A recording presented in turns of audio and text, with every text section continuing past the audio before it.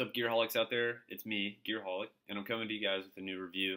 I got on the table today the Cold Steel Kukri Machete, and I also got my Rambo shirt on just to kind of celebrate the cool machete that we're talking about. Because Rambo would approve of this machete, and Rambo does approve of this machete. So that's just kind of a really lame joke I'm trying to pass off. So, anyways, so the actual machete is obviously made by the company Cold Steel, and it is a kukri style blade. The actual overall length of the blade is 18 inches, with a blade length from here to tip of 13 inches. So it actually has a decent cutting edge on it, which is great. The actual blade thickness is zero point 0.08 inches thick, and that's pretty nice. You know, it's decent.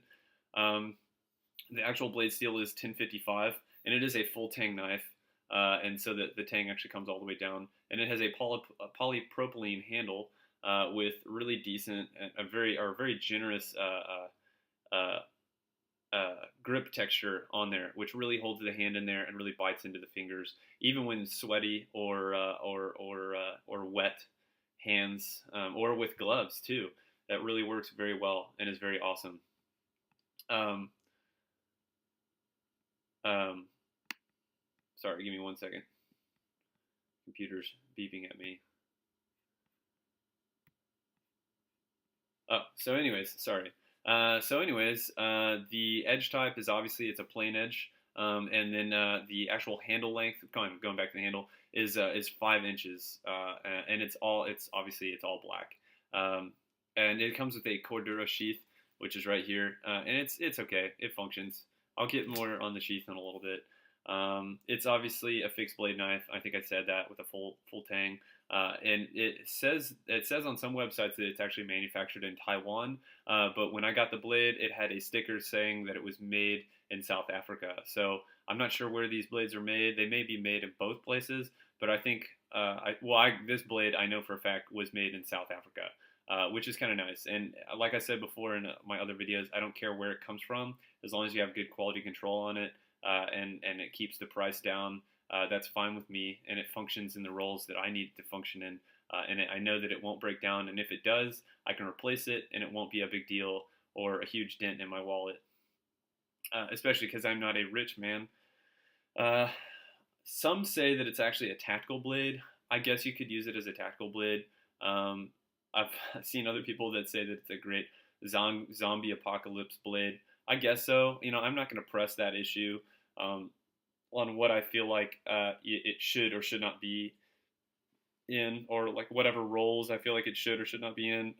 That doesn't really bother to me. I will say what role I feel like it fills, and I feel like it fills the survival role for me, because that's what its primary function is for me. It's a survival blade. It's not I would not consider it my primary. Well, I guess it would be a primary survival blade, but it's so large that it makes simple cutting tasks very hard to do. So it's a good workhorse knife, and it really does get the job done. I would not call it my primary blade, but you could function as a primary blade. The overall weight of the actual knife, which is where I find to be the best benefit, is actually only 16 ounces, and it kind of helped replace I had an axe. I had an axe that I was using for my long distance backpack trips that was right around the 2 pound mark. So I actually kind of saved a little bit of weight there, a few ounces, and helps me kind of maximize a lot of my cutting tasks that I need done. And I mean, really, if you're thinking about it, you have an axe, an axe that only has so much cutting surface, whereas this thing has large amounts of cutting surface and so much weight actually behind the cutting surface that you actually use the most. With that nice round belly, it really helps maximize your cutting potential capabilities with this blade. And I think machetes are a really good option. If you don't really want to carry the weight of an axe, but you want to do the work of an axe, I think this particular machete by Cold Steel, actually functions better as more of like an axe replacement. And it's kind of got a cool factor. When you whip this thing out, nobody's going to want to mess with you if you whip out like a cool looking machete like this either. Or if you want to show off your friends, they come with their axes or their survival blades, and you pull out the big old bad machete, and they're like, whoa, what are you gonna do with that? And then you end up doing 3 times as much work as them because you got a cool looking machete. And then they laugh at you because you're hauling around a machete the entire time. But jokes on them because you win. I'm just kidding. But anyways, I'll kind of move on. That was kind of dumb. But anyways, the actual machete itself, I feel like is a very functional machete. The weight is great. There is a coating actually on the blade. It's a 1055 carbon steel. If I didn't already say that before, the 1055 carbon steel sharpens relatively well. When I got my knife, it was relatively dull, and so I like my knives pretty sharp, or razor sharp. And so I went ahead and I sharpened this knife. I had no problem sharpening it. It does have some funky corners and things you need to watch out for, but with a little bit of care and a little bit of time and patience, you can get this knife relatively sharp very easily. It did not come with a very solid or pointy tip. Not solid. It comes with a tip. It just isn't very sharp, and I like to have sharp tips on mine, but I cannot bring the tip of this knife to very sharp without grinding tools, and I really don't care that much that it doesn't have a super sharp tip, because I haven't really needed a super sharp tip to shove into things. If I need a sharp tip, I usually go to a different knife that has a better tip or a sharper tip on it to do this kind of fine work. So that was one just negative aspect I saw on this knife. But it's not a losing point for me. I still feel like it functions relatively well. And obviously, this knife is designed more for chopping purposes. And it does. It excels extremely well at that. The actual grinds on the knife, if you look at the actual knife straight on, you'll see that the grinding on both sides is a little bit different. It is steeper on one side and shallower on the other. And the reason why that's there is because when they make the actual knives and they're actually grinding them out, it's for the cutting task that you're actually putting the actual machete into. And when I've watched videos on how to actually, or read about how to actually function or use a machete, when you swing with a machete, you're supposed to have certain chopping. You get more power out of some swings than you do others. So it's kind of like you come down with the swing and then you come across. So you come across and down. Cross and down, and that's apparently supposed to chip more wood away. And you are actually supposed to swing a machete side to side, but for some reason, if you swing too hard on one side or too shallow on one side, you risk glancing off your piece of wood and it coming back at you. So that's why it's really important to have full control of your machete and knowing what to actually do and how to do machete chopping, or at least that's what I've learned on watching other videos on people and how to use a machete properly, or at least this particular type of machete. You guys can go out there and watch the videos. I mean, I could be wrong in my interpretation of what you're supposed to do, but I essentially that's what I've found of why those grinds are uneven, and it doesn't really bother me. And when honestly, when I've chopped things, I try to think through my actual movements with the blade, just to know where it's going to end up and making sure that there's nobody behind me that I could hurt. And another thing you should do is always attach a actual lanyard to your knife for safety purposes. Obviously, you don't want your machete flying off and into the darkness and into someone, or flying off, and it hurting you yourself, or you losing it in any way, because then you don't have a machete. Then you got to go buy a new one for $20, but that's okay because it's cheap. But the knife itself is really great, and the 1055 does a really great job of sharpening. There is an oxidized coating on here. I think I want to say it's an oxidized coating. Some websites say that it's actually baked on, like it's a baked on coating. I disagree. I don't think it's baked on at all, because when I wipe my blade or something, if I use oil to oil the 1055 steel, the oxidized coating starts coming off. And it actually leaves like a black residue on the actual blade itself, or on the actual rag when you use it. So that coating actually is coming off, and I want to say that it's more of like a ferrous oxide coating to prevent any more rust. And it does prevent rust from forming on the blade. I have actually left this blade out while I was on my backpacking trip, and it got really, really, really, it was a really heavy dew that evening, and everything had dew all over it. Our tents had dew on it. And I left the blade out intentionally knowing that it was going to be in the dew. Came back the next day, and it did have a few little rust spots on it, but it was not completely covered in rust, which is nice. So I know that the coating actually works on the actual blade. But I have just noticed that it rubs off over time, which isn't a big deal, and it isn't a deal breaker. It's just one of those things that I noticed where it says on some of the websites that it's baked on. I don't know if that's necessarily true. So that may be something that that Cold Steel should think about. And I think honestly, I would rather pay a few more extra dollars for this knife to be covered in that Tough X stuff that they cover most of their other knives in, to kind of prevent it from wear and tear. I think Tough X would really greatly improve the longevity of the actual blade itself, and help it with its cutting tasks, especially because it's a hard to use machete. I think that would be really cool to have some of that stuff on there. So that may be just like an idea that Cold Steel can kind of put into production. But I mean, it's a machete and it's designed to be knocked around. And if they didn't really want to spend the time to put that stuff on it and make it a longevity knife, give it a long life, that's fine. Whatever. Titanium nitride coat it or something. It'd be kind of fun. It would just kind of change the game for this blade. But for $20, you can't really argue with that. I'm trying to think. Oh, the polypropylene handle is really nice. It does really stick in your hand. I have used the pommel of the actual blade to do a little bit of crushing work on nuts and berries or different things. I did actually use this to kind of put a tent stake in the ground just to kind of see and test the polypropylene, and it did absolutely no damage to the polypropylene, and it hammered that stake in just fine. So that's really nice, and it's super super grippy. It has a really strong handle. So I don't feel like the handle is going to break or fall off or fly away in any kind of circumstance.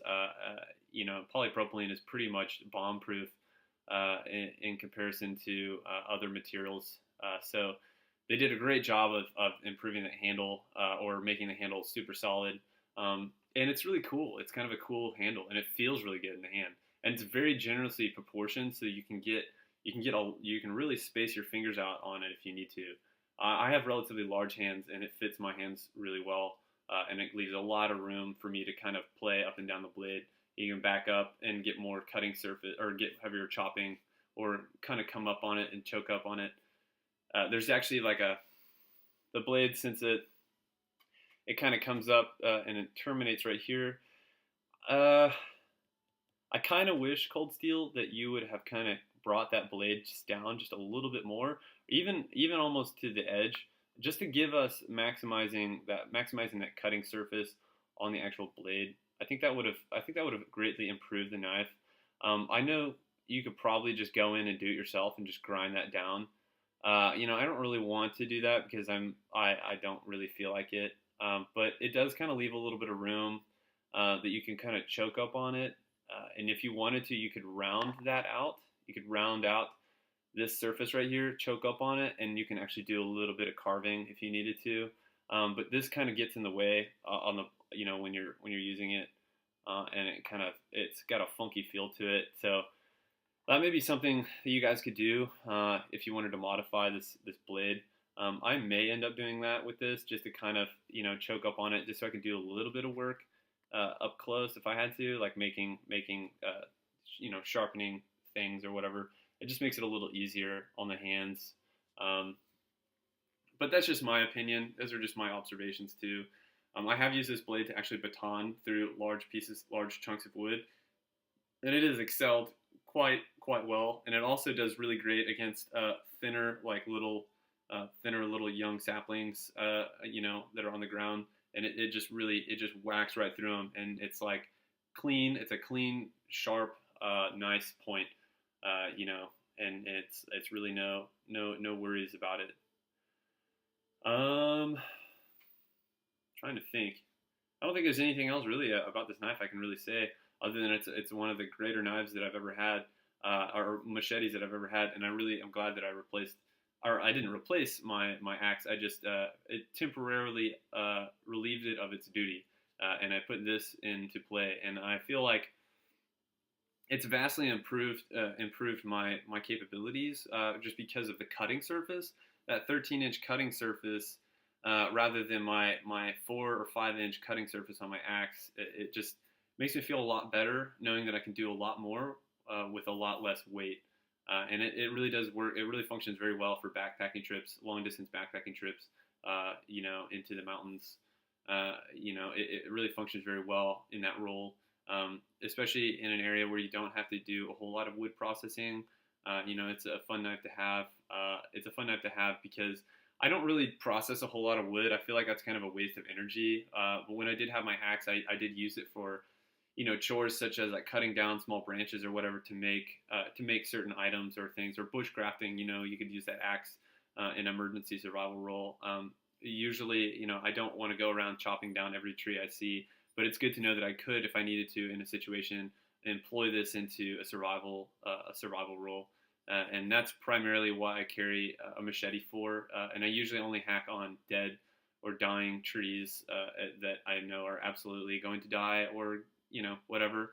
But it does do a fantastic job of cutting brush away. I have actually used this out and clearing brush, and it did a very, very good job of clearing brush out of the way to get to to cut a trail or whatever. I think this would be a good trail knife for anybody that does trail, wanting to do their own trail riding or whatever.